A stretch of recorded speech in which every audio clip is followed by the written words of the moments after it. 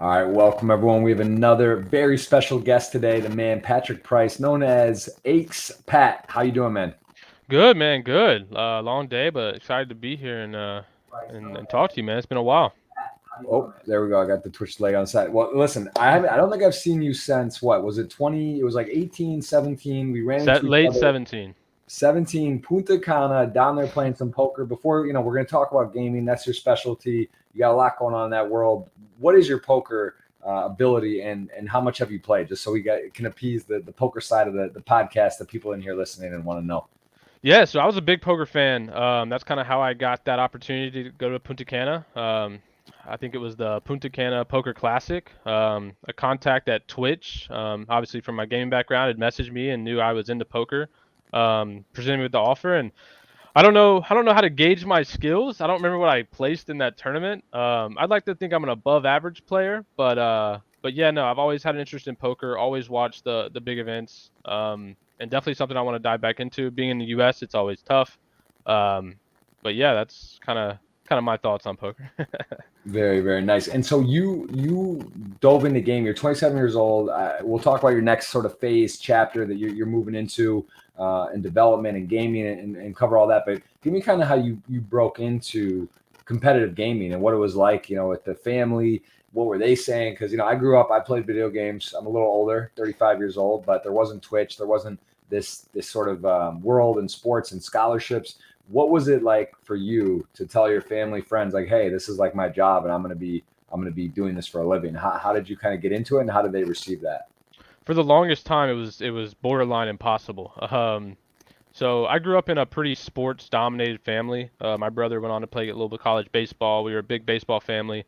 Um, And so for me, I had always been a gamer. I mean, I had an older brother, right? He's 6 years older than me, so I was kind of at a young age getting those access to early gaming systems and stuff. And yeah, I just fell in love with it. Even on the very casual side to start, playing every shooter I could probably get my hands on. It wasn't until about 2007, 2008 that I really realized this competitive world, right, existed. Um, Obviously, the money was nowhere near what it was today. So, me being late middle school, early high schooler, kind of explained to my parents why I'm putting so much time into this. And hey, can I have $25 for an entry fee for a tournament? Um, it was a weird convo back then because it wasn't something that had it had no precedent. No, it wasn't really known. Um, and then yeah, I eventually decided that this was something I was super passionate about. I wanted to go full time with. So I ended up quitting playing sports, which that in itself was a convo with my dad that was pretty difficult. Right. Um, but yeah, and then it wasn't until about I started making a little bit of money. Right back then, it was just online tournaments. Maybe I'd win $50, $100. But those little checks started adding up, and my parents got to the point where as long as I kept my grades up, they were gonna be cool with it. But I think the changing point was when I qualified for a tournament. This was like the first LAN tournament I ever went to.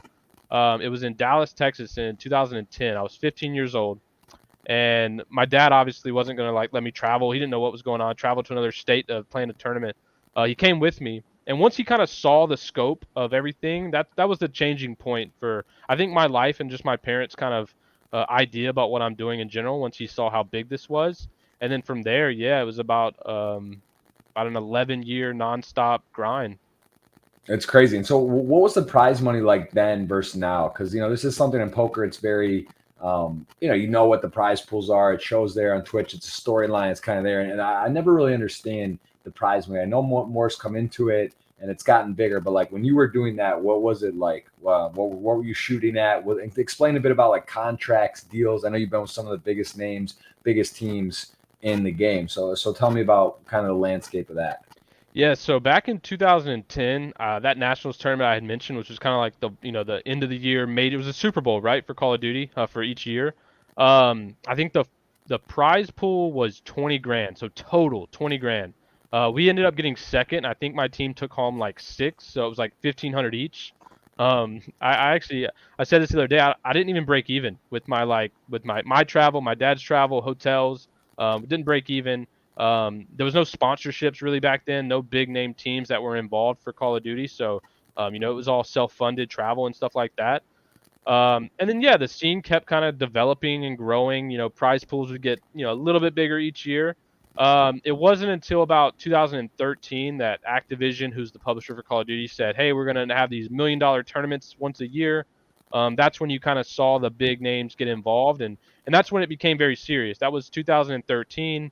I was actually a college student going for computer science, and I dropped out. Right, I was like, "Hey, this is getting serious. There's an opportunity to make some real money." Um, my team did really well that year. That was probably one of my best years in Call of Duty. We ran the league. I think we won 8 out of 9 of the tournaments. Right. Um, and then I was still zero salary. We were on a contracted team. It was Complexity Gaming, zero salary. It wasn't until after that year that we won all that we finally got $500 a month. So, I'm a 19 or 20-year-old college student at the time, and I finally got a $500 a month salary, which was massive for me back then. But yeah, I would say kind of the landscape is each year the scene kept growing, salaries doubled, prize pools started getting bigger. And then nowadays, back in 2020, there's $300,000 contracts floating around. So things definitely kind of elevated fast, but for the people who were in very early, it was a tough road. And you know, when you say that you're getting the monthly money, what other ways were you making money? Did you have affiliate deals? Were you working on the side? Because I mean, that's like, yeah, it's nice, it's the money, but like that's really not.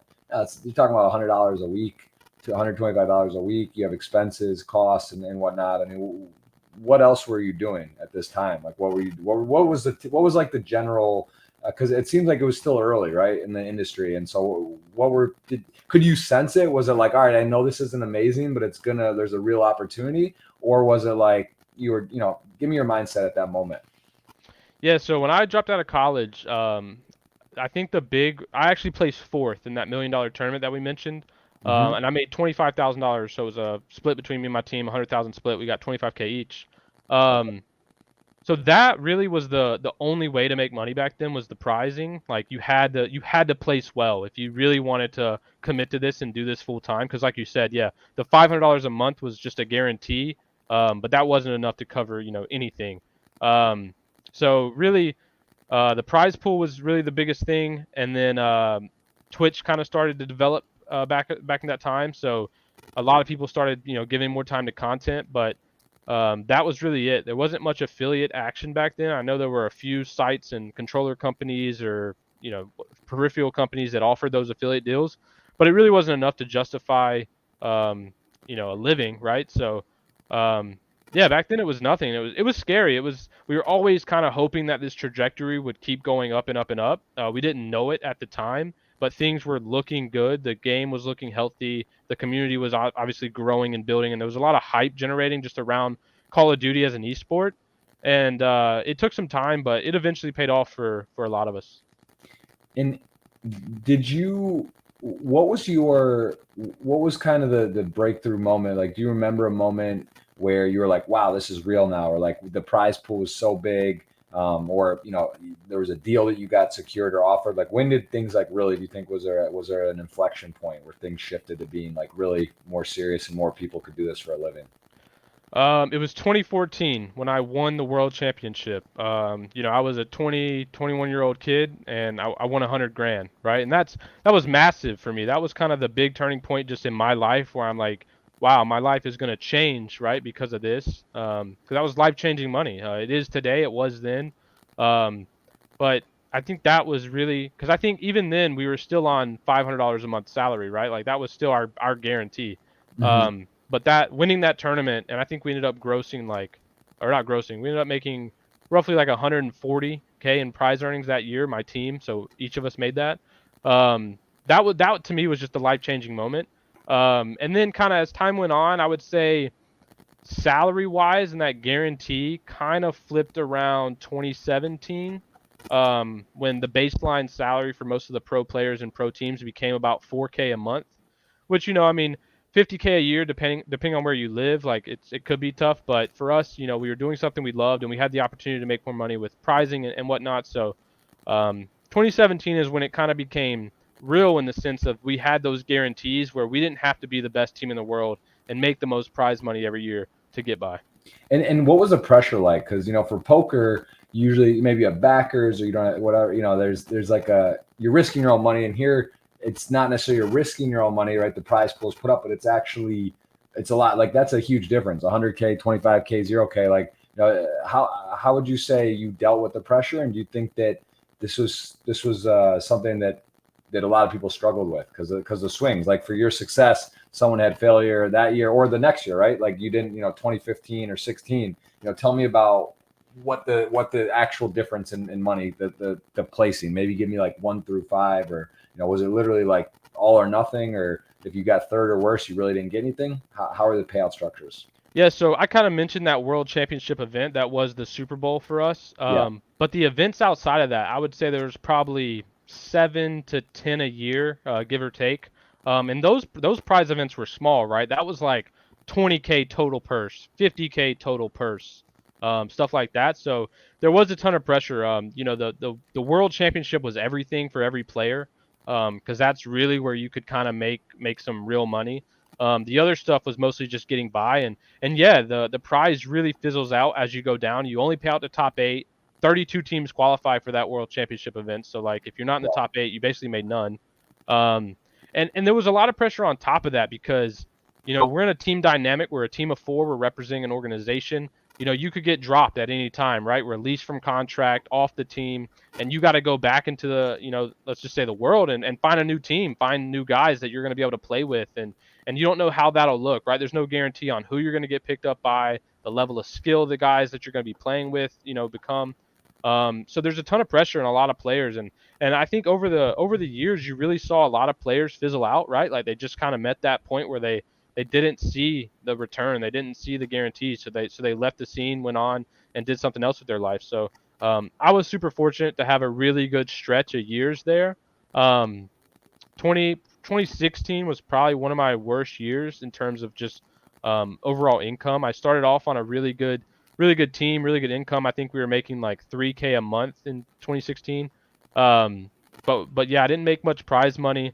I probably made 20K throughout the year in prize money, and I wasn't on that team the whole year making that 3K salary. I think it was around March or April that actually I was released from that team, and I went to making no salary.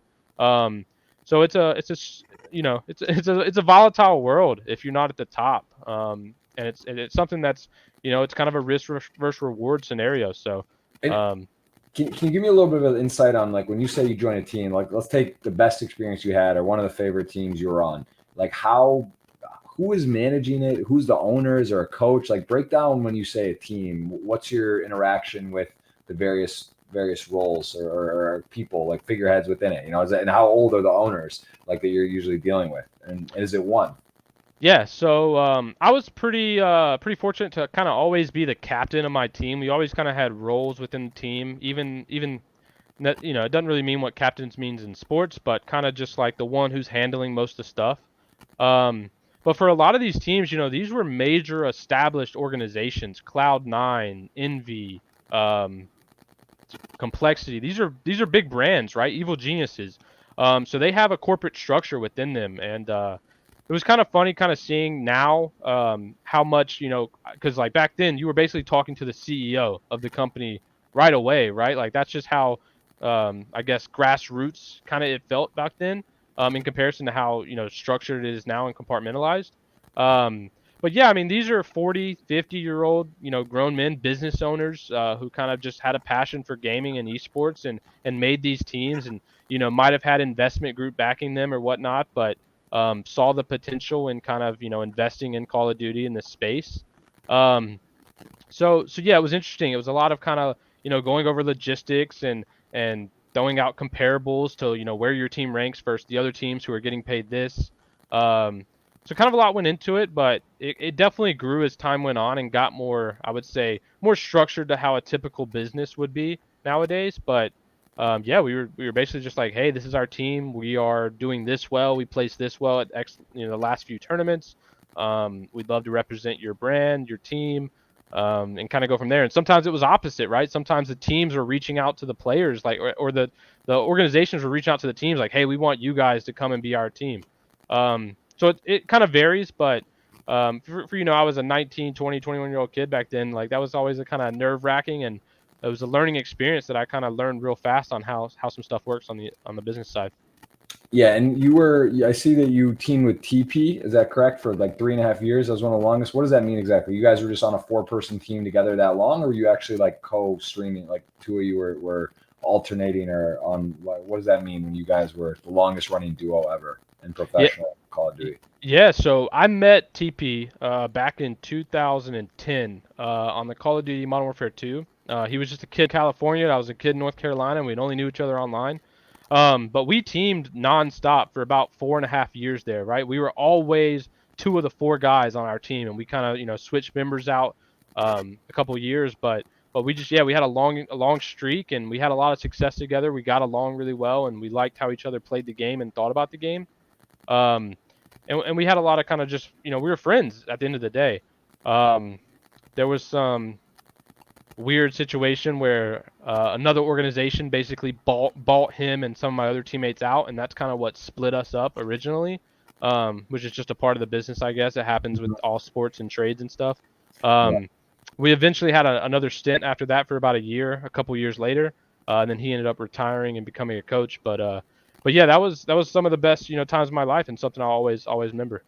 Very cool. And is this now with, there's scholarships, right? Universities, there's League of Legends teams and Call of Duty. Could you maybe give me the most standard, I guess, is different for conferences and things. Like, I think I heard something about the Big Ten giving scholarships for League of Legends. Correct me if I'm wrong, or could you tell me a little bit about the college landscape and different leagues and scholarships and what's being offered for universities for gaming right now? Yeah, so for Call of Duty specifically, there's something that just kind of developed over the last, I'd probably say, 2 years. It's called the CCL, the College Call of Duty League. And actually, some of my friends now are actually playing in it, right? So they're offering these scholarships to go and attend their schools and get their degrees, and they're going to be a part of that college team playing in this college league. Nationwide, there's a bunch of colleges involved. And but so like, give me an example. Is it the Big Ten? Is it Ivy Leagues? Is it Pac-10? Is it like random? Like, how wide and far does it go? I'm not sure how big it goes in terms of the specific universities. I know there are a few big names that are involved. I don't know the comparison exactly. To kind of break down the structure, there's the Call of Duty League, which is kind of the pros, top of the top. That's where they're playing. There's 12 teams. Under that, there is the Challengers division, right? These are like the semi-pros or aspiring pros. And a lot of them play in the college league as well. If they get that opportunity, if they get that scholarship, and they want. Is it based actually, like, is it like University of Michigan, for example, would have a team, or is it like you could go anywhere in the country and you're on one of the 12 teams, so you could play from any university but be part of a team? So outside of the Call of Duty League, which are just city-based, those are very strict. Those are their city regions. The colleges just recruit players. There's, okay. I want to say there's a lot involved in that, like a lot of different teams. I'm not well reversed enough to give you the specific names, but I know there are a lot of colleges involved. I know there's one in the one I'm familiar with is Ottawa, who just won last year's college league. But yeah, I don't really know how it relates to the NCAA. But I do know there are a lot of colleges participating in that and offering those scholarships. That's cool. And when you were in college and just now from your friends that are, and is it like, how would you rate or review? Because I mean, COVID's been crazy, right? There's things have gone more digital. Everything's kind of, I think Twitch in particular, these type of platforms have really gotten more popular. People are aware of them. Would you relate the kind of clout or excitement? Is it on par or similar? Are people getting noticed and stopped, and like, is there like a big fan base within college? Like, will people recognize you or recognize others that are streamers now? Is that becoming like would you call it like in the same class as sort of being an athlete, maybe at like, maybe not like the star football player or basketball, but like, soccer, baseball, like people are like, see you around and they stop you and say, hey, or I see your stuff. Like, you get that a lot?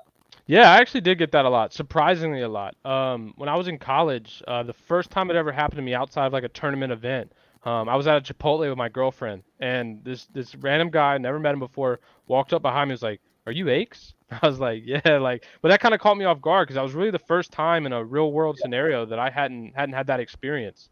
I would say that grew and developed over time as, obviously I amassed a bigger fan base and a lot of people did. As far as the athlete comparison, I would say we're not quite there yet. We're getting there. It's obviously a lot more global and bigger for these big athletes, but content creators, these big Twitch and YouTube stars, I would say they're on that level, right? And if not bigger than that level, for the age group and the demographic that they're kind of, their audience is. Let's just use Ninja or Courage, right? Those guys are superstars in this gaming world. They probably go anywhere and get recognized. Wouldn't matter. They're just kind of global powerhouse names. So I'd say we're on that path. But for Call of Duty specifically, I mean, there are some big, esport athletes who would be kind of in that notoriety group, right? Scump for Call of Duty is probably one. Nade Shot, who used to compete and now owns 100 Thieves, which is a mega brand. A lot of the FaZe guys. So I would definitely say it kind of, there are tiers to it, but it's definitely on that level. For sure. And, would you say, how healthy is the gaming industry right now? Like new games, the graphics quality, players coming in. Are you aware and alert to the statistics? And would you say the game is it just getting stronger and stronger because like the younger the kids are starting and then people that are older keep playing? And what, I'm gonna ask you like 20 questions at a time. That's all I can do. So sorry if you gotta break it up. And then we'll start with that. I got more. I keep thinking of interesting things that I'm just so curious. No problem. So give me a bit on that. How's the health of the industry? I would probably say it's healthier than it's ever been, and it's on a trajectory to keep going up. When you kind of look at the entertainment spaces in general, I think gaming is much more bigger than like movies and the box office and stuff like that. I think it's getting to the point. I remember seeing the number of just like how many people worldwide are just gamers in some fashion. I know mobile games really kind of dominate, but the console generation and even PC games now is growing, and I think it'll continue to grow. I just think gaming's huge, and I think it'll always be huge. I mean, you see all the news of the metaverse and stuff. It's always going to play a part. We don't know what Web3 is going to look like with gaming. I think it's just something that's going to be here, and it's going to be here for a very long time. So I would say it's at all-time highs in terms of healthiness, and it'll just keep going up. For sure. And tell me about winning the World Championship, Call of Duty World Champion. You are 2014 and 2018. Give me a little bit of a difference in those two titles. I guess the first one being so meaningful, it's a real money. You guys, it's amazing. But like, tell me about both of those actual wins. Where were you when it happened, and how are they different? Yeah, so in 2014, I was still living here in North Carolina, and I was on the best team, right? We were the best team at the time. We kind of went into that event and, expecting to win. That was just kind of where we were in the rankings. So that event was the life-changing moment for me, that money, but it kind of just solidified our position, our team at the time, as being the best. Going on a few years, 2015 up and down, 2016 up and down, 2017 up and down. 2018 was the polar opposite story of 2014. I went in as an underdog, right?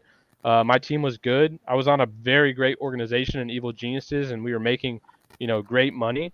But, we didn't have a lot of success that year. We had a lot of inconsistent performances, but we went into that tournament as the underdog. We were in Columbus, Ohio. The one before that, 2014, was in LA at LA Live. So it was a big event. But yeah, we were in Columbus, Ohio. And I'd say we probably went to that tournament as a top 8 team, somewhere in that ballpark, but definitely not looked at as the best.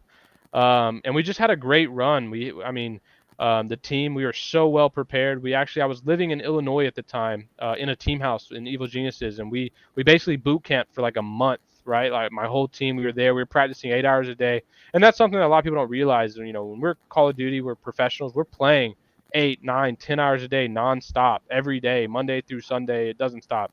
Are you guys exercising? Do you have a schedule? Do you say we're playing these hours a day? Do you play straight? Like, what's a day like during this boot camp look like? Do you have nutritionists? Do you have people doing your food? Are you ordering Uber Eats? Give me a look in the inside there. So back then, we were definitely ordering Uber Eats, but I'd say the gym became a priority for a lot of gamers, just in general. I think that kind of, I don't know when that stigma changed. That happened with poker too. There was like a real shift where it was like lazy and whatever, until like, all right, fitness and mind is important. Oh yeah, it's priority one. I know a lot of players who were gym, scrim. Like that's all they do. But yeah, so for a typical boot camp, we're basically, all 4 of us in a room side by side. Our coach is there. We at this point in time, there's no nutritional coaches, which they do exist now. There's also some teams that provide chefs for their players now. But this was back in 2018, so we weren't quite at that point yet. But yeah, we're waking up. We have a scrim schedule. Our coach kind of sets who we're playing, when we're playing, the times. It's pretty much like Who is a coach? Like is he 25? Is he 40? Like what's he? What I'd say the does a coach do? coaches mostly are either retired players, right, or just people who, think at a high level, high IQ guys with Call of Duty, but don't necessarily compete. Um, but same age group, kind of same friend group, stuff like that. We're all kind of in this community, so we're all well aware of everyone. Um, yeah, that's pretty much just how a coach works. But they set our schedule, they set our scrim schedule, our practice, who we're playing. They record our practice, so we have VOD review after playing to kind of go over mistakes or what went wrong, or figure out things that went right. And then yeah, I mean we wake up, we do what we got to do, and then we have it's basically like going to work, right? We have an hour that we got to be on. You got to warm up, you got to then practice. You're playing probably 3 teams a day, but you're playing about each team probably takes 2 hours roughly on each set, right? Each scrim. You're playing all the maps and modes for your tournament. Um, and then, yeah, I mean, sometimes you'll have a break, eat dinner, and then get back on and play another team. But after you're basically done with team practice, I would say pretty much every single pro then has just individual practice, right? We have what we call eights, which is just pickup games, right? Typical like basketball What's pickup it called? games. It's called eights. So it's 4 versus 4. There's 8 guys. And you kind of just draft pick, right? We'll pick 2 captains. They'll pick their team. It'll just be basically a free for all of guys, and we set teams and play from there. And that's just added practice, right? And that happens every night almost. And And so, how much luck versus skill is there? Like poker, you could argue this, but say 80-20 skill and there's luck. Where does this come into play? Like when you tell me you were the favorite in 14 and you're like top 8 in 18, give me the percent chance you're supposed to win out of 32 teams both times, the difference. um, Roughly. I mean, is it handicapped? Do they have live betting odds? I'm sure there are some sites. yeah, there are live odds.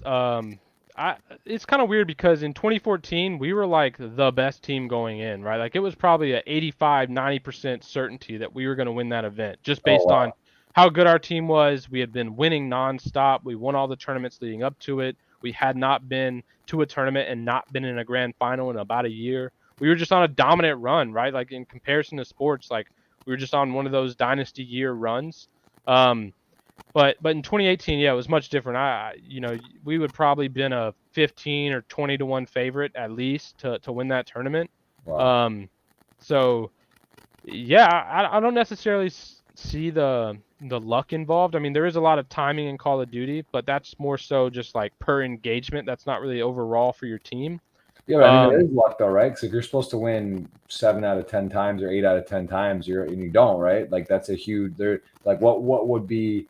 I mean, what would you attribute that to then? Like just another well, team? so Maybe you didn't know how good another team was and what they were training, or they got what could happen that could go wrong then. So the big thing is the way Call of Duty has always done odds is you go off like the last performance, right? And so there was like a month and a half window between that 2018 champs event and the event before that.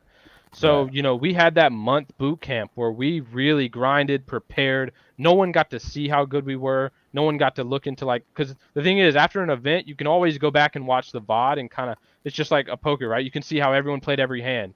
Mm. And we can kind of do the same thing in Call of Duty. We can kind of look at their strats, look at everything they're doing, and make adjustments like that going into the next event. But, we didn't stream. We didn't show any of our practice. We didn't do any of that. There was no theater mode in this Call of Duty game. Sometimes there are theater mode, which basically just VOD records every game no matter what.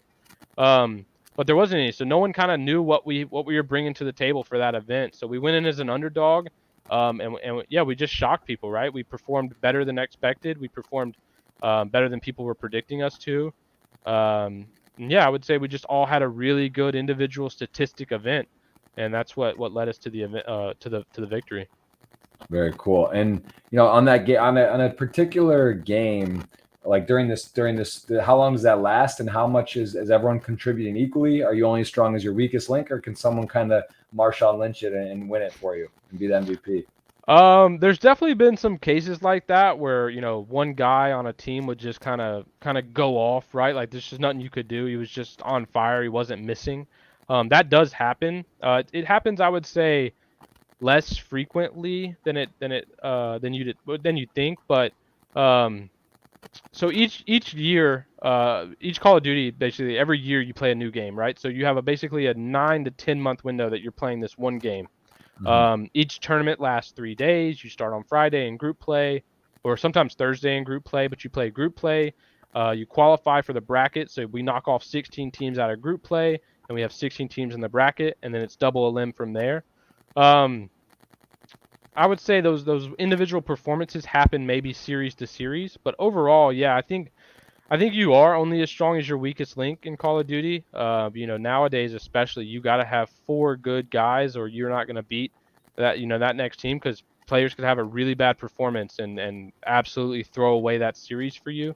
Right. Um, but but And, nowadays everyone's gotten to the point that they're just they're pretty much all equal almost. and give me a golf analogy. Like, I used to play some games. Like I played FIFA. I have some. I could hold a controller. I could kind of like get around. I played a little Call of Duty as well back maybe 10 years ago or 12 years ago, or however long. I don't know. I played some video games, but I'm not having much. How hard would it be for me to go? Let's call it like a 110, 115 in golf, right? Do you play golf?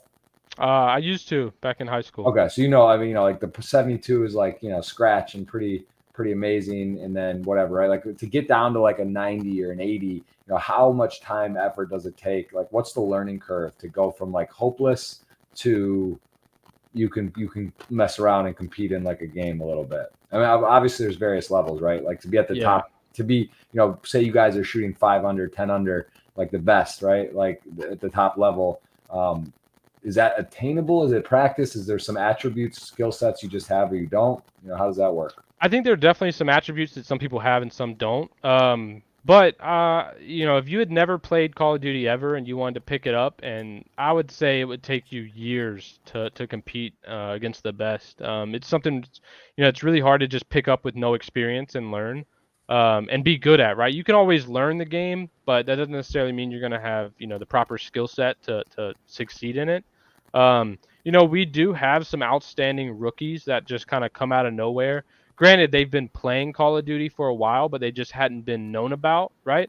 Um, so for an average just Joe to pick up the game and compete at the top level, it's probably near impossible. It would take hours and years, and you'd have to just know that you're, almost capable, right, when you first kind of start. But like you said, there are tiers. So competing against the best of the best versus competing in like the challengers or the Call of Duty League or the college league, that's probably obtainable. But I'd still say it takes a good amount of time to grind. And you got to remember, you're playing with a team, right? You're not just playing a solo environment. So you gotta be a good communicator. You gotta put together a good team. There's a lot of factors that kind of go into it. Um, so it's definitely about how much passion you have for it, and how much you really want to kind of, just commit to that goal. And now looking at the graphics today, how much the game, how fast things are going. Did you imagine in 2014 or 2018? Was it kind of apparent that the graphics and the industry was growing and anything was possible? Or looking now, are you like mind blown where it's at, how big it's gotten, and how much money there is in it? Yeah, when it comes to graphics, man, I used to think like every year I was like, wow, this got so much better, right? Like even back when the Xbox One came out, when we went from the 360 to the One, that generation jump, I was Mhm. like, wow, these graphics are nuts. And now when you make those comparisons, you're like, damn, that game looked like shit, right? Like, so it's crazy to me the amount of technological just development in general that's happened. But yeah, in terms of prize pool, I could have never expected where it is today. I mean, What is it? What is it now in this particular game? so for Call of Duty, the Pro League, right, the best of the best, the 12 teams. I think they're playing for about a 7 to 8 million total purse across the year, and that's guaranteed prizing, right? And it's just for 12 teams. There's not 32 teams. There's only 12 of those guys. So I think they pay out the top 8 roughly for each event, or top 4. So I mean, you have a very good chance to win a good chunk of money. I think a good example is FaZe won pretty much, a lot last year. I'd say about half at least, and they won the major.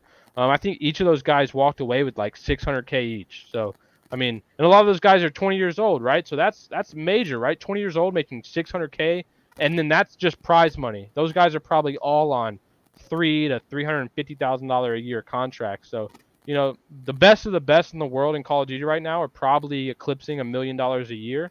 as 20, 21-year-old, old kids. And when you say the best, is that streaming incorporated, or is that just basically playing, the ability to play the game, or is that coupled in with their stream presence and Twitch and all that? Yeah, so I just factored in just raw salary. They're guaranteed from what the organization they're on and prize money, right? Um, there's no telling, there's some big names in Call of Duty. Scump is one of them. He's probably, I don't want to speculate and get it wrong, but like I said, he's on a 300,000+ contract. He's probably making minimum $100,000, $200,000 a year in prize money. And then on top of that, his stream and YouTube success is probably bringing in 1 million, 2 million. Um, so it varies, right? Like it's kind of, there's a big gap between the big brands at the top and the guys who are making the real money with content, um, and affiliates and sponsorships and stuff like that. So it's really kind of hard to gauge because there is a very big shift in the guy at the top versus the guy at the bottom. But yeah, I mean, it's a healthy living for pretty much all these guys. So that if you're in the pro league, you're making a handsome living. Very cool. And how does Call of Duty compare to other esports games? Can you give me sort of the totem pole on League of Legends and Call of Duty and now what, Fortnite? Like what are like the hottest, most popular games, and how does that change year to year? Yeah, so Call of Duty kind of shifted. Back in 2019, they announced that they're doing this $300 million league, where each basically, and a lot of sports kind of, the Kraft Group is involved. Kind of give you some names off the top of my head. The Kroenke, who owns the Rams, they're involved in LA. There's a lot of big investment groups. Seattle has the guys who own the Canucks behind them. But yeah, they paid $25 million, a franchising fee, to get involved to pick basically a market, right? They picked a city, um, and that's kind of the structure. So those guys then own that spot. There's only 12 of them available currently. Those organizations own that spot. They recruited staff and teams and went from there. Um, and other esports do it a lot differently. I think Riot, which owns League of Legends, does it a lot better. They did another franchise league, but it worked a lot differently. The buy-in was a lot lower than 25 million, which Call of Duty got a ton of slack for. And they basically, there wasn't a city-based model. The brands got to stay the same brands that bought in, and they all play in one location. Fortnite does it a lot differently. They have a much more open ecosystem where it's kind of more of a free-for-all, right? Like every team can just pick players, and Fortnite, Epic Games is just providing these tournaments. So the ecosystems look a lot different in Call of Duty. I don't know how to really gauge Call of Duty's success currently. I wouldn't say it's a tier 1 esport at the moment in terms of just comparing it to Valorant, CS:GO, League of Legends, right? Dota, these powerhouses in esports. But I'd say we're hopefully on the right track, and depending on how the franchise model goes that we're currently using, it could shift that. And how about the highs and lows? Because you come off 2014-18, you win it. Next year, you say 19-20. How would you say you are prepared to deal with that? And do you guys get coaching? Is there like a mental coach or any part of your team that kind of deals with expectations? And how hard do some guys take it versus others? Because it can potentially be your future, right? It could be the difference between you going in the real world. I'm sure you've seen it. Some people obviously have different financial situations, their families, where they come from, right? If you come from money, or if whatever, everyone's got their different things. How much pressure would you say it really is? And is the industry set up correctly to deal with that? Yeah, so I mean, over the last, 11, 12 years, I've kind of seen the full spectrum, right, of what that looks like. And I've seen a lot of guys, collapse under that pressure and fizzle out. I think it is a high stress environment, especially when you're considering, everything at stake, right? If you have a bad tournament, you might get dropped, and there's no telling if you're gonna, get back on a pro team and get back that livelihood situation. That's happened to a ton of players. It's still happening to this day. And the scary thing is, I mean, you kind of mentioned like, are there kind of things in place to help that? And I would say there are, but that only goes to this extent that you're on that team, right? If you get dropped from that team, you no longer have access to those resources. You no longer have that kind of ability to use that. It's a scary thing to think about, because when you're on these teams, these are your employers. They're the ones that's providing you with health insurance, stuff like that. you get dropped and released, like you get a small severance based on your monthly salary, but then you're let go and you got to kind of figure it all out. And if you don't get picked up by another team, you're basically starting at square one. So it's definitely a scary thing to think about for a lot of players, depending on their situations. But it's hopefully something that will continue to improve. Yeah, I mean, it's probably similar to NBA or Serie A or any major league too. The top teams are well funded, or it's a big difference between 1 through 4 and down to the relegation or the bottom of the leagues. I'm sure it's similar, right? In terms of Oh, the resources, the it's help, the facilities, everything. So I I would say imagine, it's spot on. Yeah. yeah, Like they're definitely like the best organization in the pro league versus the worst. It is night and day difference. Yeah, absolutely. right. And how, from what you understand with these ownerships and these teams, because the valuations have gotten pretty crazy. And I know a lot of major sports teams are involved, big names, owners, and such. Like, are people actually cashing out? Because this seems to be when I've actually invested in a team called Clash. One of my good friends owns Furia.gg. I don't know if you're even familiar with these teams. And Yeah. then Ascend, which is like Raise Your Head Yes. Gaming. Yeah. So like, these teams, they start growing and there's this numbers, but these prices have got so absurd, and it's like hard to really justify, I shouldn't say justify. It's hard to really quantify what they're worth. Are people cashing out? Has there been sales really? Or, a lot of these are really high, the valuations of these teams. And do you think they're justified? And, do you have any more, would you say there's like any direct stuff of, or people have cashed out yet, or is it just too early? I don't think I've heard of anyone cashing out currently. I do think the evaluations on a lot of these teams have skyrocketed. And to my knowledge, I don't think there are currently profitable esports teams, Right. especially Call of Duty. Um, where that looks 5 to 10 years from now, I don't know, right? That's kind of the whole thing with, investing. Like you don't know what that landscape would look like. You're hoping for profitability down the road and hoping for that opportunity to cash out.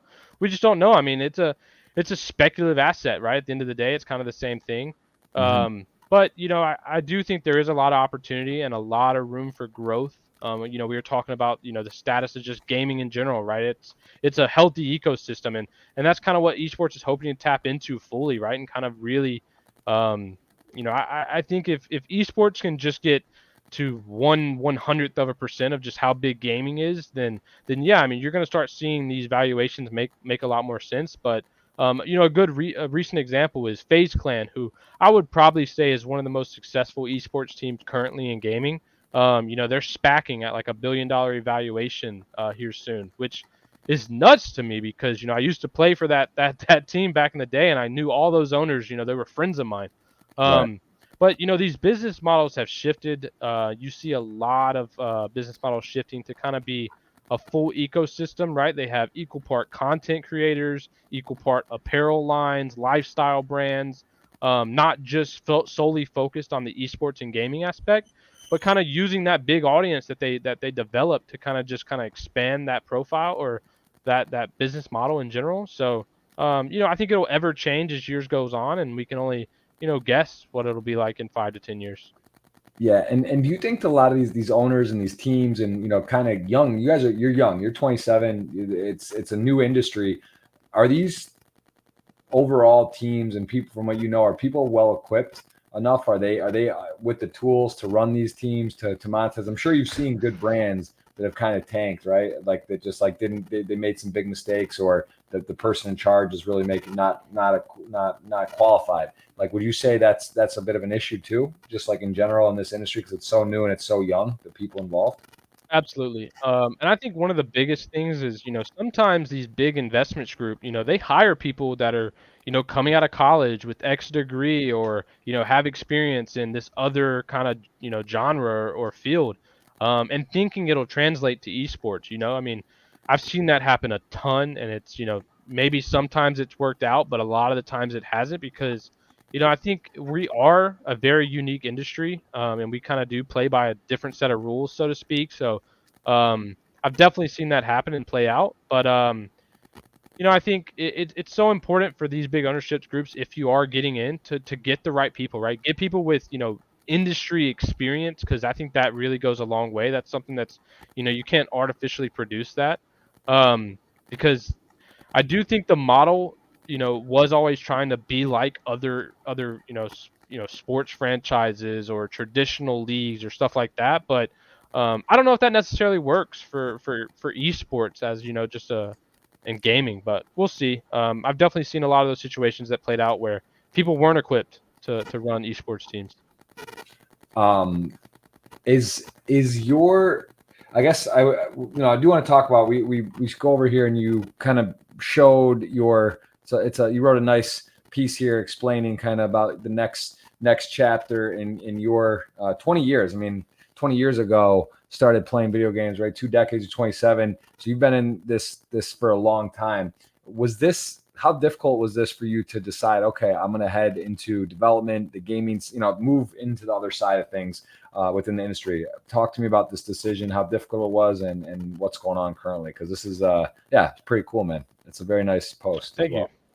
Yeah, so kind of how I mentioned, from 2008 to 2000 and probably mid 2020, I was competing nonstop. It was, basically, let's see, I was 12, no, I was about 13, 14, up until I was 25. So, 13 years of pretty much half of my life. I was competing in Call of Duty, which meant a ton of sacrifices, which a lot of people don't understand. A ton of social life sacrifice, a ton of relationship sacrifice. It was basically nonstop for 13 years, scrimming Call of Duty 8 hours a day. So I think I got to the point where I had understood how much I had done and where I was at, and kind of self-reflected on that aspect where I was content with the things that I achieved, and just looking back how much fun I had. Um, it was definitely a hard decision, just because you're walking away for something that you committed so much time to. But for me, I was always kind of thinking, well, I did commit so much of my life to this. It would be a waste to not use that experience and knowledge that I gained over the last decade in competing in Call of Duty. Um, so that turned out into a consulting opportunity, which I had consulted on different games before, right? Just been involved with a lot of development processes and just a consulting advisor role. I was doing the same thing, and I got the opportunity after a few months of consulting to go full time, and it was something I just really enjoyed. I kind of really loved getting under the hood and kind of learning that aspect, and that was something as a Call of Duty player I was always curious of, how this stuff really worked, and what that really looked like. And so, yeah, I jumped on that opportunity, and with that opportunity, it kind of let me dive into some other passions. I'm a part of another podcast called The Flank, where it's kind of just an eSports insider podcast. And I'm doing another show based on the CDL and Call of Duty. So, having time for these things is something that really opened up for me. And that's just something I never had before, right? Like, you're balancing a lot when you're a competitive Call of Duty player, and you're putting so much time into competing and being the best, right? Because that's all that matters.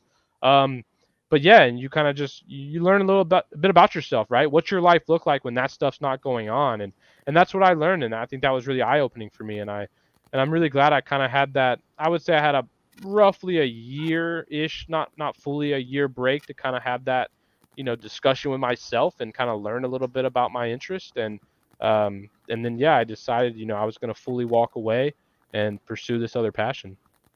Yeah, I mean, similar in some respects. I've done less streaming. We were talking about this a bit before we started, how that looks like, because it's kind of one of those things, like you said, you get to know an industry, you get to know people, you get to know what works, what doesn't work. Also, you have expertise, right? You know how you can help people. You know what you want to see as a player, as a streamer. So you really have this advantage onto maybe to help, and that people have. And I mean, the crazy thing is you're 27. It's almost like you're retired or whatever, but it's Yeah. like so young. It's just wild, like and a lot of experience, because I think.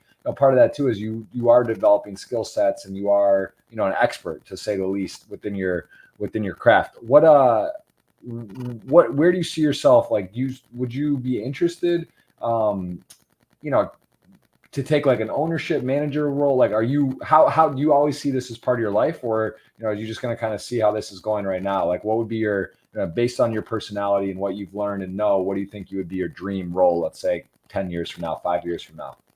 Yeah, so I think I'm always going to be involved with gaming. I think it would just be hard not to, right? My life would just look completely different.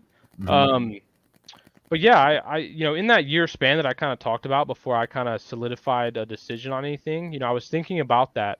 And I think I would really succeed in a manager role for a team. Um, Granted, I mean, that takes a little bit more work to kind of figure out the right, what fits and what doesn't, what opportunities are available and what aren't.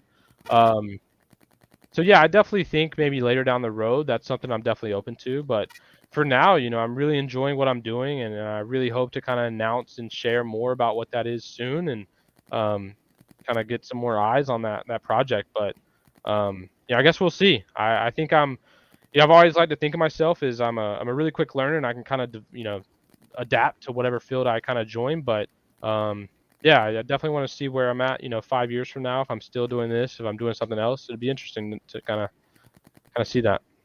For sure. Well, let's. I also, before we dive in, take some questions. We do have the giveaway $50. I'm going to give in cash or Bitcoin at the end. You guys can ask a question, get involved. I saw a lot of people dropping in, so we'll try to take. We can't take all of them, but we will. Look at this, man. People want to know. They want to know Yeah. what's going on. They like to get in. They like to see what's the deal. And again, I think it's interesting because for a lot of the viewers who are poker centric, they maybe don't quite know all these things, and trying to, for me, it's super interesting. I hope it is for everyone here.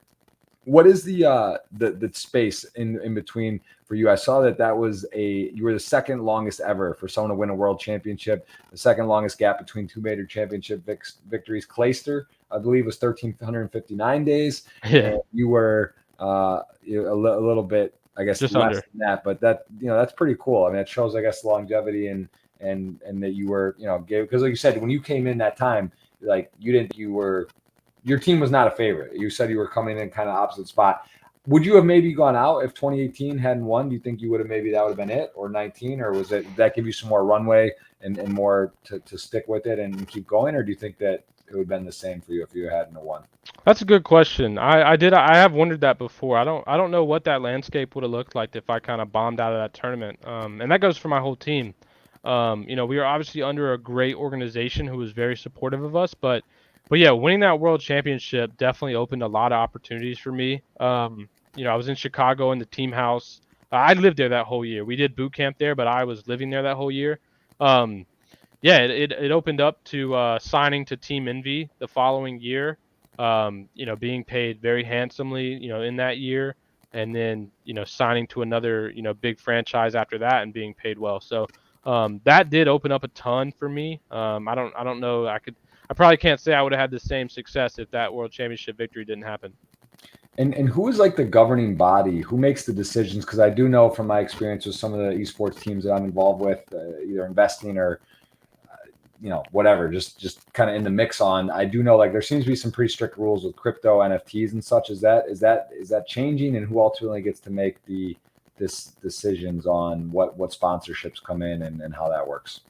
Yeah. So currently, Activision, who publishes the game every year, who just if you just recently saw just got acquired by Microsoft. Um, they make all decisions. They kind of are the governing body. They decide what goes and what doesn't. Um, I know in the past some teams have gotten sponsored by DraftKings, I believe, and they were forced to kind of blackout tape on their jerseys the logos. Um, I think as that stigma kind of changes, things are going to change with it, and those rules are kind of going to open up a little bit.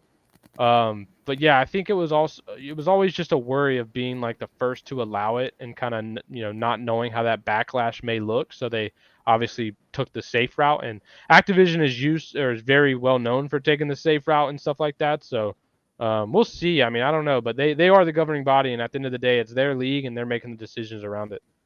Yeah, that's it's interesting. It's a crypto NFT stuff. We talked a bit as well. I mean, like you said, it's a pretty wild world right now, right? There's a lot of unknowns, a lot of uncertainty, and it's just kind of free for all in a bit. So it's I think that's something even like poker doesn't really have like an overall governing body.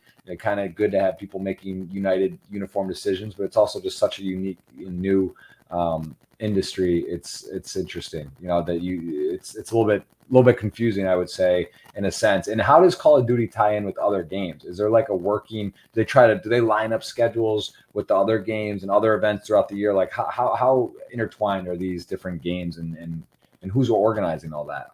Yeah, so Activision does everything, and I think they're, I mean, I know they have a big team working on the project, the CDL, but I think they try and avoid these overlaps where other big tournaments are happening, so we don't want to put on a tournament in the same thing. But I think these years are planned out in advance, right? So sometimes things can happen and there are overlap. Like for example, there's a Call of Duty tournament this weekend, and the Super Bowl is on Sunday, so they adjusted their schedule a little bit, but there's still that overlap and that's always a fear because viewership is going to be affected, right? Like, I mean, I'm going to tune into the Super Bowl, and I might miss those Sunday Call of Duty matches if that does overlap. So, um, yeah, I think it's thought of. It's definitely an active thought, but sometimes there are some overlap. And kind of back to the NFT thing you mentioned, 100 Thieves, for example, the very big established esports brand, they actually just released an NFT, but they didn't call it an NFT in fear of the backlash. They called it like a collectible something, just kind of to not tag that NFT tagline on it, but it was an NFT. And yeah, they had like 400,000 people save that. So I mean, that's crazy to think about how really big that scope can be, but kind of at the same time the fear of the public opinion on them. It's crazy, man. It's honestly crazy. I get mind blown every day. It's overwhelming. It's just a rabbit hole. Yeah, There's so much stuff, so many projects, so many this and that, and it's a bit. Anyone who says is an expert, if they're an expert, it's hard to really believe. Let's dive into some questions, man, because there's a for lot, sure. and I do want to try to knock some of these out. I really do appreciate the time. I know you've got a long day, and it's late, 10 o'clock already. In a different world, right now, you got like real stuff. It's like it's not just Yeah. open whenever. You got like set.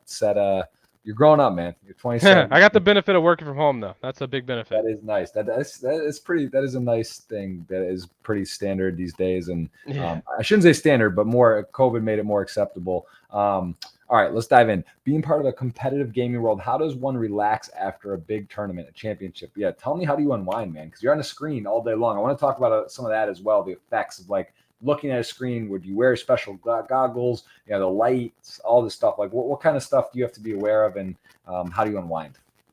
Yeah, so I had, unfortunately, I had always had bad vision before I'd got into gaming, but yeah, I mean, I think, if you win a tournament, you're relaxing everything's good, you got no worries, you're thinking about vacation, where you want to go to celebrate.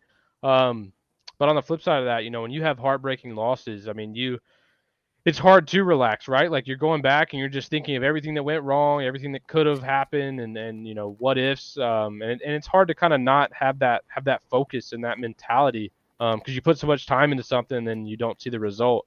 Um, so yeah, I think it's just best to kind of step away and take a break, especially after tournaments. There's always kind of like a few day week period where teams don't practice right away, going for the next one. So yeah, just picking up another hobby, doing something else, getting outside, not staring at a screen all day. I mean, it's kind of hard not to, just based on my generation and kind of what I grew up doing. But yeah, it definitely depends.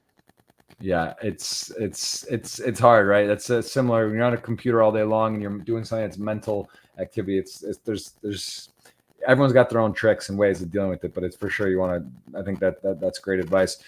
First time you played Call of Duty, what was it? How did you watch it? Did you just hop right into it? Who was the person that gave you this blessing to bring you into this world, this game? So when I first played Call of Duty, it was back in 2006. It was the Call of Duty 2 on the original Xbox. I didn't have Xbox Live at the time, and I got it like a little bit in after the game had came out, and I was actually way more focused on Halo. When I started out, I was a Halo just fanatic. That's all I played. So I had a very brief experience with Call of Duty, and it wasn't until Call of Duty 4 came out in late 2007 that my interest kind of changed a little bit. So that was my first kind of introduction. It was brief, but I was very casual to it.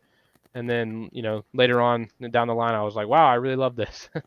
For sure. That is there any other game you considered going to throughout this? Was there any temptations, or maybe you were just like good at any other games? I would say I'm pretty good at a lot of games.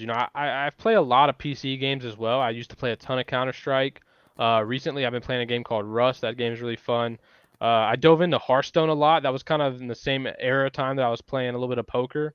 Um, so yeah, I mean, I think I'm a gamer through and through. But yeah, I've played pretty much every game you can think of. First, your best PC game. I don't know. Is this different or is it the same? Same. Yeah, I don't know. Probably CS:GO was probably what I got best at when I played the most. And tell me about preparation for tournaments. So like, do you guys sleep in? You know, you go, you get in there. What happens on the day of? Like, you know, is there any tricks or give me like a pre-game? You know, do you just show up? You like literally like, say like the tournament starts at this time, ends at this time. You get breaks. Is it like schedule? You know, how does the format work on these events? Yeah, so we usually fly in on a Wednesday. Sometimes if players are flying like coast to coast or maybe international, they'll fly in on a Tuesday. But we fly in on a Wednesday, kind of just chill. Thursday's usually the media day, knock all that stuff out, the content, the video, whatever, the pics. And then you kind of just you're bonding with your team, right? Most players kind of just group up with their team those Thursday nights because the tournament starts Friday morning. Yeah, maybe get a movie, get a dinner, just hang out and kind of chill with your teammates, and then get a full night's sleep and go into the next day. But tournaments, yeah, they usually have set schedules, same way poker does. I mean, you kind of know exactly when and where you're playing, and you kind of just follow that along. My man Aaron here asking. I think he's actually in the chat right now. He's asking about a specific opponent that you hated playing against. Was there anyone that team or someone that just like you're like, man, this guy's dangerous and he's got my number? Maybe just kind of the variance of it, right? Like in poker, I feel there's a few guys, not even just like that they're great, but they just seem like whenever we matched up, they like just didn't fall right. Was there anyone that kind of you got looking back on your career, like, man, this guy had the best of me? I don't think there was a player, but there was definitely a team. They were called Team Revenge. It was Facinto, Aqua, Nagafin, and Remy. They just played so weird. Like they didn't play like any other team. They had this like oddball style of play, and I just hated playing against it. It was just so annoying. Contrarian. I love it. They kept you guessing. If you had to choose a game to play now, which game would you choose? So say someone wants to get into gaming, esports. What's the most popular? Maybe you think sneakily has the most upside and just most room to kind of get in to penetrate into the market. That's a really good question. I think I think League of Legends and Dota are really hard. Overwatch hard as well to kind of get in that ecosystem, but Halo and Call of Duty are probably one of your best ones. They're shooters, and I'm sure everyone has a lot of Halo or Call of Duty experience if they're gamers. So that'd probably be my top two. Kyrian Bro in the chat right now, and he also sent the tweet. He wants to know about Tetris. You ever played Tetris? Yeah, I've played it. I don't remember the last time. It was a long time ago, but I definitely have. What is one thing about competitive gaming, asked Chris Robinson, that you didn't realize before you got into it? How much sacrifice I would really have to make. There was a ton, and I would say it got more and more as time went on, and that's something I just never could have foresaw happening. But again, the same on the flip side, I would have never seen the money aspect being what it is today.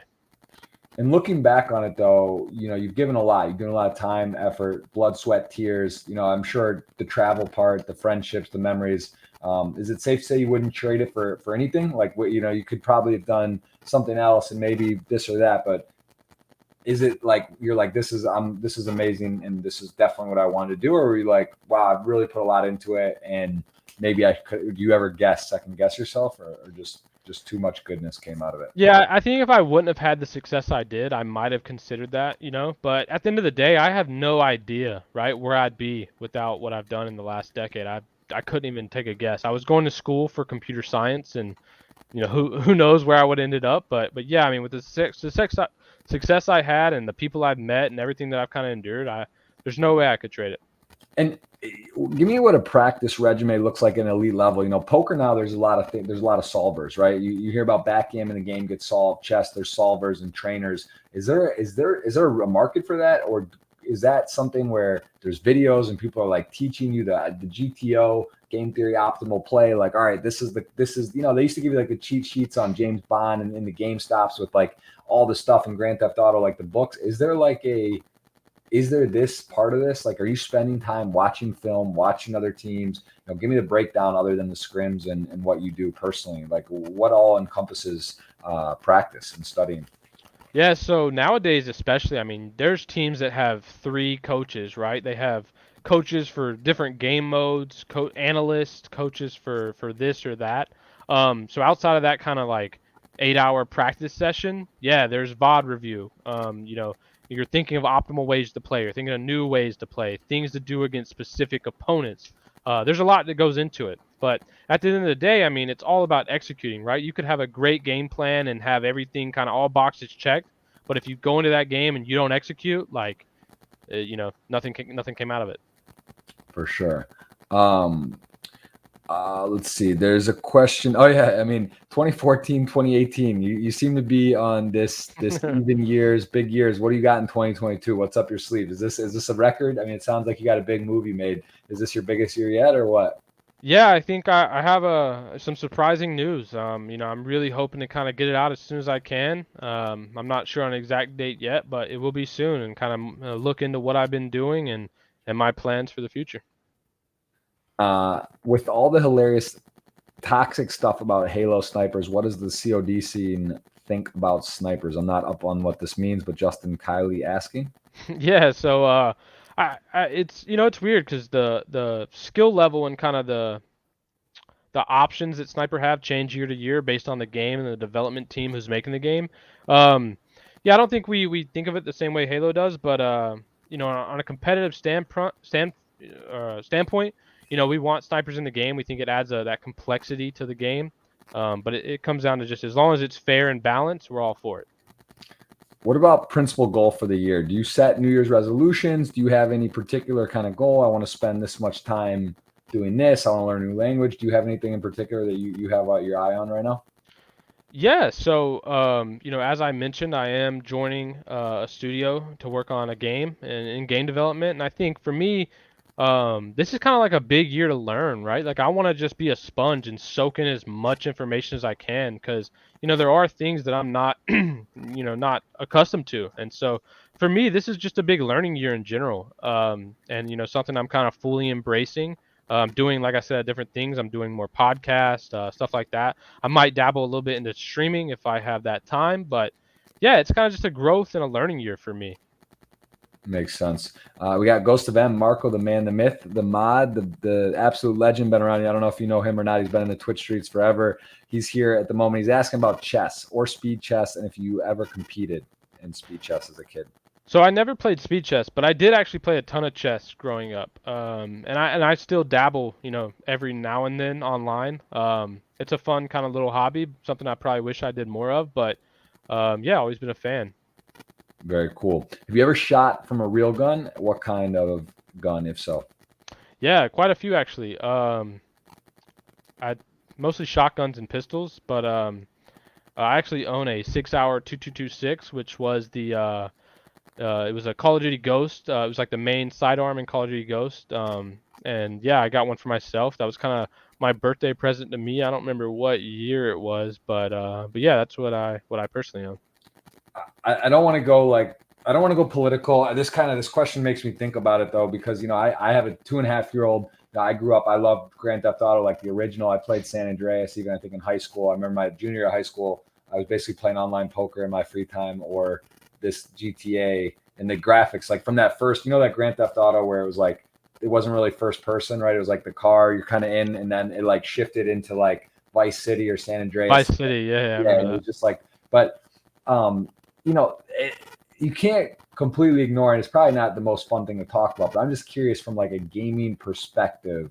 Do you think I watch it and for me, it makes me think too, like you see these violent games, even like Call of Duty shooting games and whatnot. You could argue, I think either side, right? They're like, oh, it's like, lets people not go out and do it. They get to play a game, but does it maybe invoke emotion or, you just mentioned you got a gun. Like, I don't know. I don't even know where to really go with it. I guess my overall question is, do you believe that inherently it causes maybe more violence? Do you think it causes less, the same, it doesn't make a difference, or just makes people more aware of it? And what do you think? 'Cause there are some pretty graphic games too, whether they're horror games or Grand Theft Auto or Call of Duty, it's shooting. So what's your stance on that? I guess just like a brief. I don't want to go too crazy on this. Yeah. It's so exciting. And I mean, in terms of like, it's kind of like, it's like a bit of a deep topic, but I'm just curious your overall thoughts. Have you ever considered that? And you get people, parents, and like you see, like animal rights activists for animals. Like, is there a real strong push where parents and people are like, all these games, you got to stop them? Do you see that as well?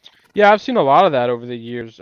Politicians, news, parents being involved. There's a lot of that. But at the end of the day, I mean, I think it's the same as a movie, right? You can kind of, feel that same kind of opinion on it.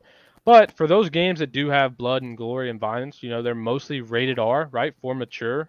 So the parent aspect with the minors, I think that is covered, right? Like if you don't want your kids having that capability to see that or be involved with that, then you don't buy the game for them. But other than that, I mean, I think there's a lot more kind of crisis going on in the country that could be dealt with before we look to blaming video games and entertainment stuff.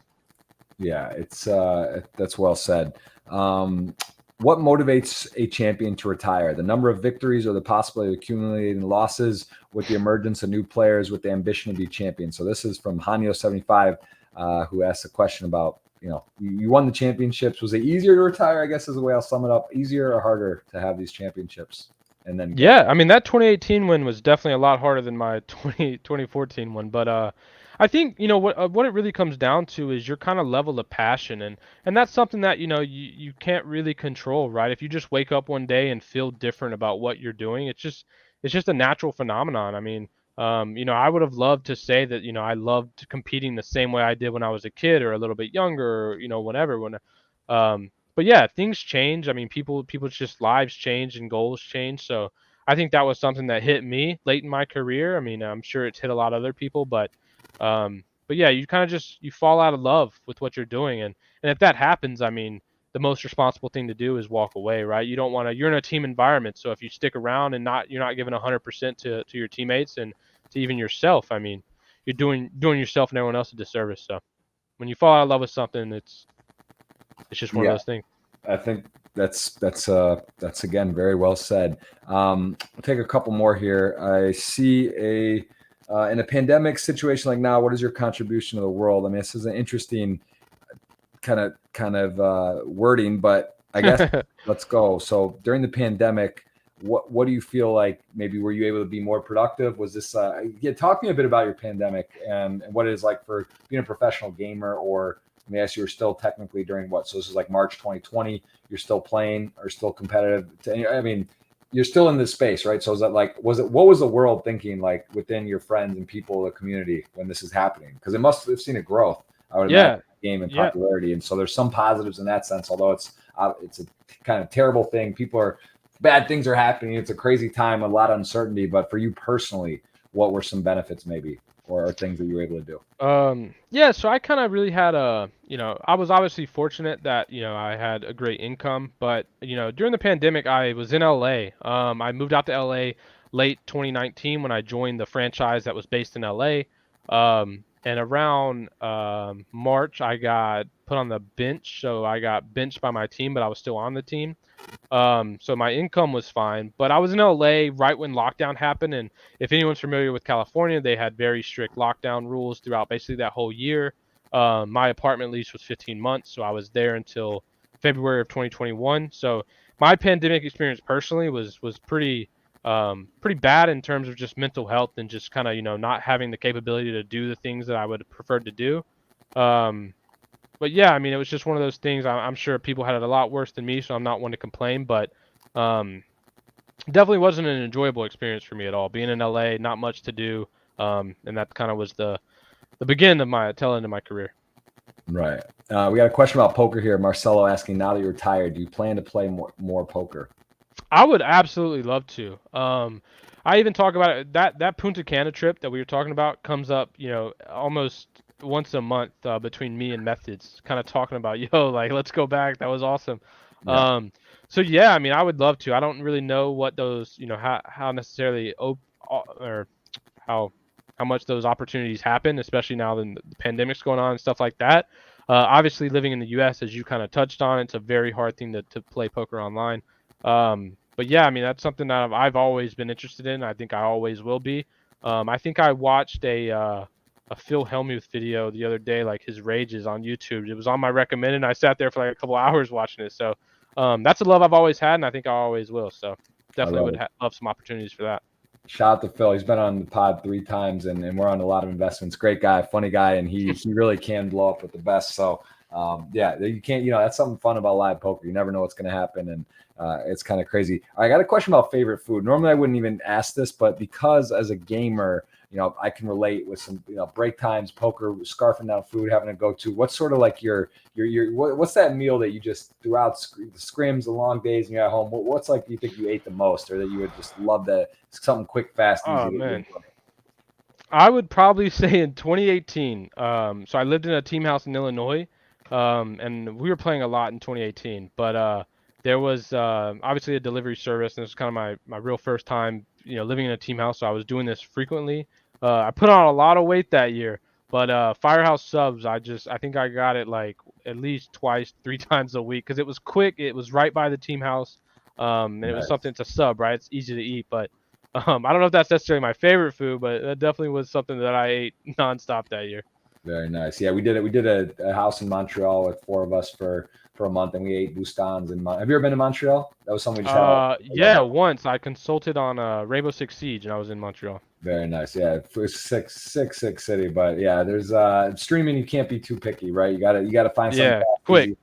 Get it down. We got a question about VR in the chat. Games you're playing. Do you do any VR? You got thoughts on Oculus? Do you think this is a winner? Is where the gaming world's moving to, or is it just too far out because of logistics and you put it on? How are you going to stream on Twitch and they don't see it? Do you think is it a threat? Is it good? Is it bad?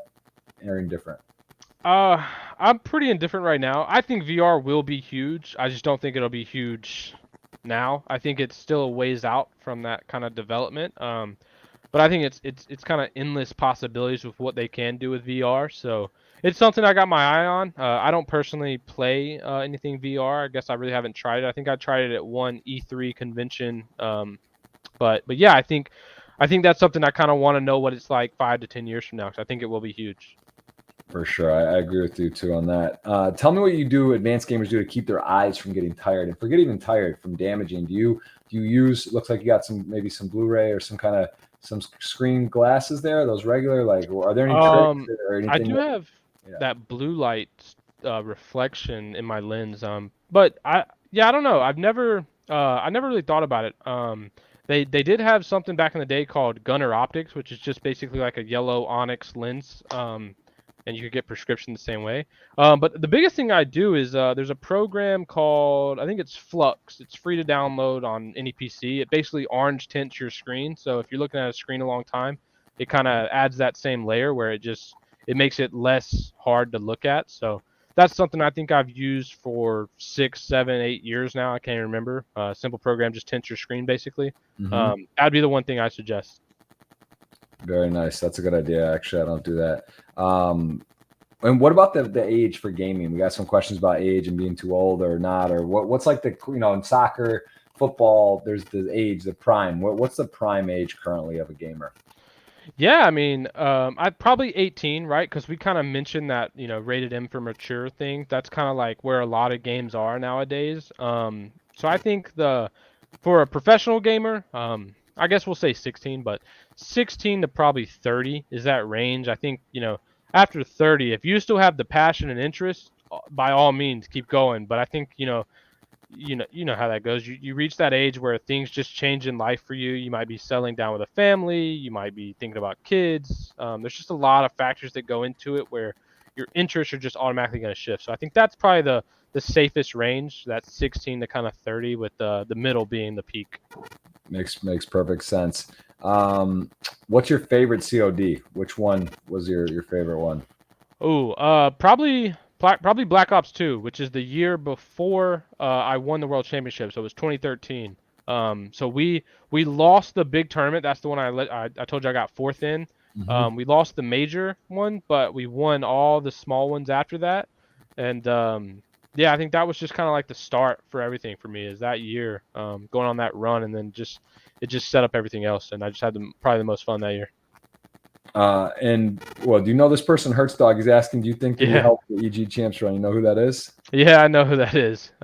He's been a big supporter of mine for a very long time. So hey man, I appreciate you, but yeah, I mean, hey, all support helps at the end of the day. That's awesome. I saw Scott Ball giving you some love too. I don't know if you remember him or know him from Twitch. Hey, that's the one who hooked me up with the opportunity to go to Punta Cana. That's awesome. He Shout actually out Scott. he just I don't you are you familiar with what his poker run he just had recently? No, I'm not. What happened? Dude, he won 2 World Series of poker bracelets this summer and a lot of money, like, No big scores. kidding. And he got a Player of the Year at the World Series for the no limit events, right? Because Shout out Scott. yeah, That's awesome. yeah, and he just was on the podcast as well. But he's got his agency going, doing well, and yeah, he's on fire, man. He's playing Yeah, like it's been a big little while times, and since I talked to him. he's doing really well. That's awesome. Gotta catch up.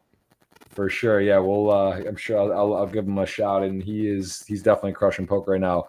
All right, well, listen, I think there's just a lot of positive words here. Oh, we'll do this last one because this is kind of like an injury. Is this true? He says, big fan. What thoughts on winning kept you focused when you injured your thumb and won a championship? Was there an actual injury here? Yeah, so I just kind of give you the rundown of the story. It was 2014. The new Call of Duty Advanced Warfare just came out. We were at a tournament on Thanksgiving weekend, actually. It was really funny. We're in Columbus, Ohio. I cut my thumb on a glass picture frame in the hotel room. Okay. Basically like right here, on that kind of like underneath thumb skin right there. Okay. I went to the ER. I got 6 stitches to close that up. I didn't sleep any that night. Tournament was at 10 a.m. that morning. I got back to the hotel at like 8. No sleep. First series I played, I got absolutely shit on. I probably had the worst series I've ever had in my career. We were in loser bracket, and then we bring it back and we win it all in 2 best of 5s in the grand final. Wow. And that was probably, that's in my top 3 for sure in my just entire gaming history. But yeah, that was a wild run. I still can't believe it happened to this day. Probably my teammates can't either because I saw their face when I walked in that morning. But yeah, that was a crazy, crazy story that I'll probably never forget. The flu game. That's your flu game. Yeah. There you go. Very, very nice. Well, listen, I'm loading it up, man. We appreciate it. We're going to give a $50 in Bitcoin or cash. So I'm going to load it up, and then I will let you tell me when to select it here shortly. But yeah, man, anything else, I guess, to cover? I think I learned a lot. I learned a lot about you. I learned a lot about esports, and I really, I'm excited for you, man, because I know, I don't know how to compare it. I would just say that like I felt like in the last few years too, my transition from like playing all the time, streaming all the time into sort of the other side of it. It's sort of, a lot of ways, I think it's more fun. Like it just takes a bit because you're kind of holding on. You're like, man, like you see people streaming or you see a big tournament or, I'm sure you're watching, you're like, man, I played that, or I want to be in there. Or I know I can still do it and compete or be one of the best. But it's sort of like, once you kind of let go of that, where you're like, you know what, I'm going to help other people with their dreams, or I'm going to build something, like you're going to put your stamp maybe on the industry, right? Like a feature of a game or a rule of a game or something that's sort of revolutionary. And I don't know exactly what you're up to, but it does sound like you are kind of on the inner workings of some cool stuff and developing the games. And again, no one knows more, right? You put in the time, the hours, you've won, you know what you want to see, what you want to get better, what you want to improve on. And I think it's in a good space, good place where the games are headed and what you got going. So yeah, again, man, I really appreciate it. And I will, thanks again. And we'll let you kind of pick the winner here. You just tell me when, and someone's going to win 50 All right. large.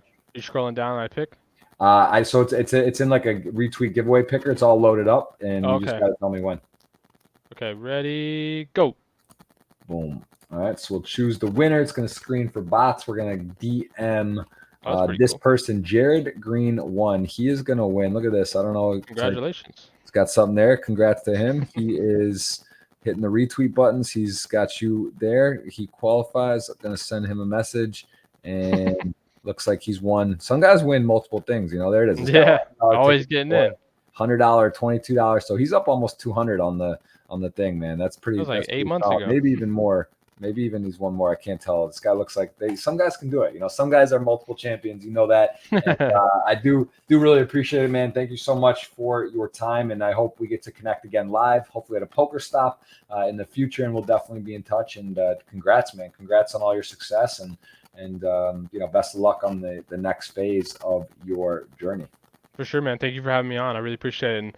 And always keep me in mind if there's a poker opportunity somewhere, and after you maybe post-COVID, I'd love to travel out of the country and have some fun again.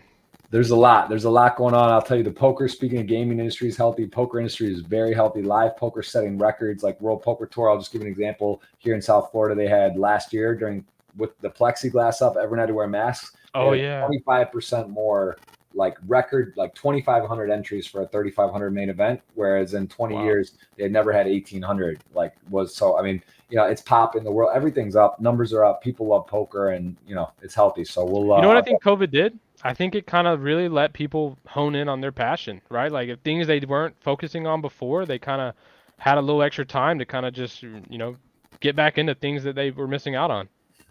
It's well said. And again, it's you know, we don't want to go down the rabbit hole, talk about politics, religion, COVID, but you know, it is what it is. Teach his own. It's been a crazy time, unfortunate, but at the same time, I think there's been a lot of learnings, growings, and there are probably a lot of positives. People that were highly intelligent, motivated, were in kind of pushed into to be in one spot. You don't have to worry about FOMO, missing events, going to weddings, all this stuff. Like you're there, you're locked in. If you want to do something powerful, you have an opportunity to really, you know, kind of push forward and grow. And yeah, I think in a lot of senses, there's a lot of people that are better off. And, you know, at the same time, it's been a hard time, a crazy time. And, you know, hopefully we'll move out and forward and be better. But I do appreciate the time, man. Thank you so much. People can give you a follow. Give him a follow. Patrick Price, man. See what he's up to. Stay tuned to his announcements. Twitter's his main deal.